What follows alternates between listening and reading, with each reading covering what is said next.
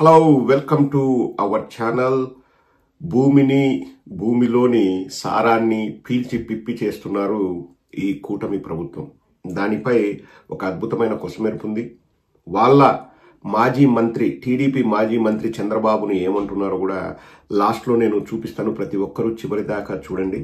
మరో 44,676 ఎకరాలు రాజధాని విస్తరణ పేరుతో తీసుకునేందుకు సర్కారు సన్నాహాలు. ప్రభుత్వ భూమితో కలిపి ఇప్పటికే సర్కారు చేతిలో 53,749 ఎకరాలు వెరసి దాదాపు 1,00,000 ఎకరాలు అమరావతి నిర్మాణం కోసం IRR-ORR కి అనుబంధంగా భూముల సేకరణ, అంతర్జాతీయ విమానాశ్రయం, స్టేడియాల పేరుతో తీసుకునేందుకు కసరత్తు, తుళ్లూరు, అమరావతి, తాడికొండ, మంగళగిరి మండలాల్లో మరిన్ని గ్రామాల్లోని భూములపై కన్ను, తమ జీవనోపాధికి ఎసరుపై రైతుల్లో ఆందోళన.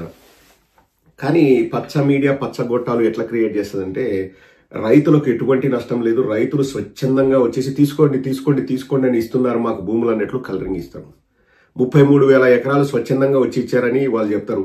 రైతులు ఎన్ని ఇబ్బందులు పడ్డారు, ఎంతగా ఏడ్చారో మనందరికీ తెలుసు రాజధాని ప్రాంతంలో. కానీ అవన్నీ పట్టించుకోకుండా ఆల్రెడీ 53,000 ఎకరాలున్న రాజధాని భూముల్ని విస్తరించి మరో 44,000 ఎకరాలని సేకరిస్తారంట. ఏం చేసుకుంటారండి? 1,00,000 ఎకరాలు పులుసు పోసుకుంటారా?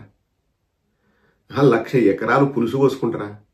300 రూపాయల దినకూలికి పనిచేస్తున్న కూలీలున్న రాష్ట్రం మనది. 1,00,000 ఎకరాలు రాజధాని కోసం తీసుకొని ఏమి సాధించాలనండి?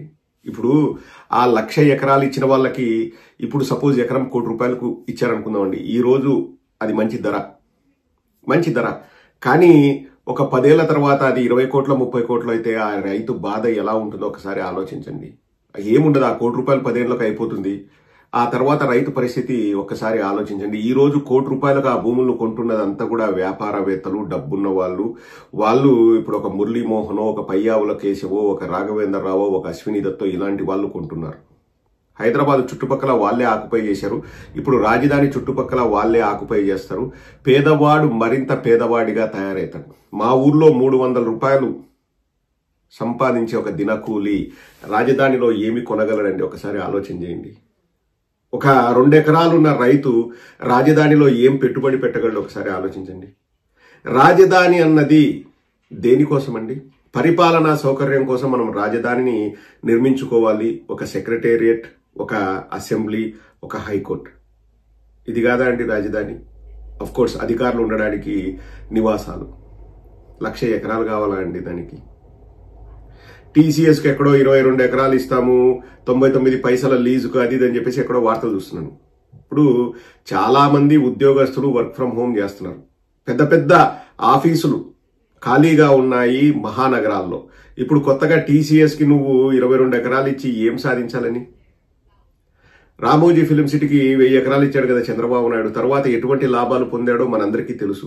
30 ఏళ్లుగా ఈయన ఏమి చేసినా గానీ దాన్ని గొప్పగా జాకీలు పెట్టి లేపడంలో వాళ్ళు అప్పటి నుంచి ఆ పని చేస్తూనే ఉన్నారు. ఈయన ఇచ్చిన 1000 ఎకరాలకి ఇలా ఉంటుందండి. అంటే సమాజం మొత్తాన్ని మా గుప్పెట్లో పెట్టుకుంటాము, మేము ఏమి చెప్పినా చెల్లుబాటయ్యే విధంగా మేము నడుచుకుంటాము, మా వాళ్ళకే, మా పరివారానికే మేము భూములు ఇచ్చుకుంటాము, 1,00,000 ఎకరాలు అని చెప్పేసి చంద్రబాబు నాయుడే 5 ఎకరాల 16 సెంట్లలో ఇల్లు కడుతున్నాడంటండి.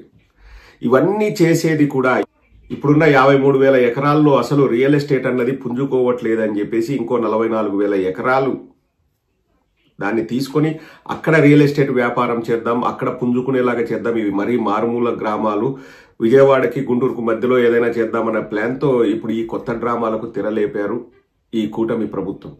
అది సరిపోదన్నట్టు ABNలో వచ్చిన వార్త చదువుతాను చూడండి. ఎంత అద్భుతంగా అంటే ప్రజలని మెప్పించడానికి చేసేది ఎదవ పనైనా దాంట్లో కూడా ప్రజలను మెప్పించడానికి ఎంత అందంగా పదాలని అల్లుతారో చూడండి. మరో ₹69,000 కోట్ల సమీకరణ అనేది హెడ్డింగ్ అండి. సమీకరణ అంటే సమీకరిస్తున్నారంట. అడక్కదింటున్నారు అని చెప్పండి. రాజధాని అమరావతి కోసం CRDA ప్రణాళిక. అడక్కదింటున్న దాంట్లో కూడా మళ్ళీ ప్రణాళిక. ముందుకొస్తున్న జాతీయ బ్యాంకుల కన్సార్టియం, అసలు బ్యాంకులు వచ్చేసి పొల్లుదండలు పెడుతున్నాయట, నా దగ్గర డబ్బు తీసుకో, నా దగ్గర డబ్బు తీసుకో అని చెప్పేసి పోటీ పడుతున్నారంట, కొట్టుకుంటున్నారంట. ఈ బ్యాంక్ కూడా ఆ బ్యాంక్ కూడా సూట్ కేసులు తీసుకొని కొట్టుకుంటున్నారంట. చా నువ్వు వెళ్ళిపో, నేనే ఇస్తా అప్పు, నేనే ఇస్తా అప్పు, నేనే ఇస్తా అప్పు అని. అంటే అలా కలరింగ్ ఇస్తారనమాట ఈ పచ్చగొట్టాలు. చేసేది అప్పు, అడక్కదింటున్నారు. కానీ మళ్ళా బ్యాంకులన్నీ ఆసక్తి చూపిస్తున్నాయంట, ముందుకు వస్తున్నాయంట. పోనీ అడక్కదినేది ఏదో సొంతాని కోసం అడక్కదింటారంటే అది కాదు. ఆ అడక్కదిని ఆ అప్పు ఎవరి మీద, ఆ భారం ఎవరి మీద ఊపుతారు? 300కు పనిచేసే దినకూలి పైన, ఆటో నడుపుకునే ఆటో సోదరుడు పైన, రిక్షా దొక్కే రిక్షా కార్మికుడి పైన, యువజనుల పైన, శ్రామికుల పైన, రైతుల పైన, వీళ్ళ మీద వేస్తారు ఆ భారాన్ని. చంద్రబాబు నాయుడుకి ఏం పడదు భారం, లోకేష్కి ఏం పడదు భారం, పడేది ఎవరికి? మీ మీద ఆ భారము. కానీ రాజధాని కట్టింది నేను, సృష్టించింది నేను, అది చేసింది నేను, ఇది చేసింది నేను అని రేపొద్దున వచ్చి గప్పాలు డబ్బాలు కొట్టుకుంటారు.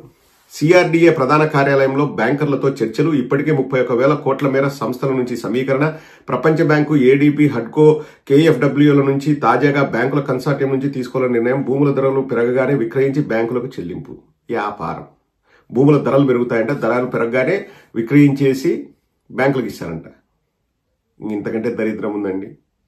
రాజధానిని ఏం చేయాలనుకుంటున్నారు? అక్కడ ఎవరిని పెంచి పోషించాలనుకుంటున్నారు?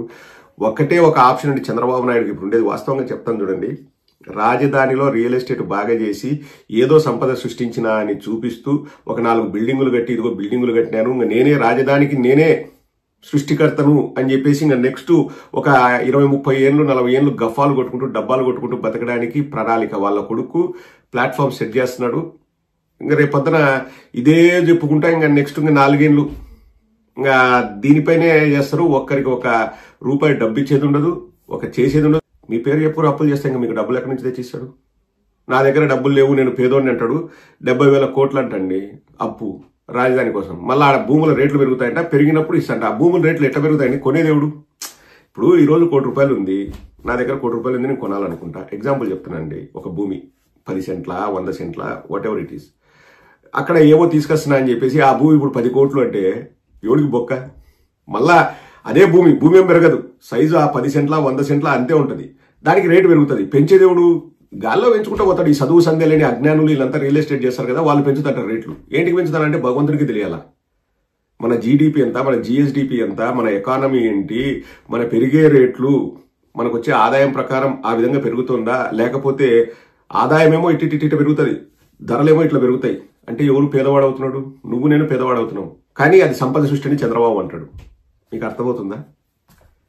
ఎంతమంది దినకూలీలు రాజధానిలో భూమి కొనగలరండి చెప్పండి?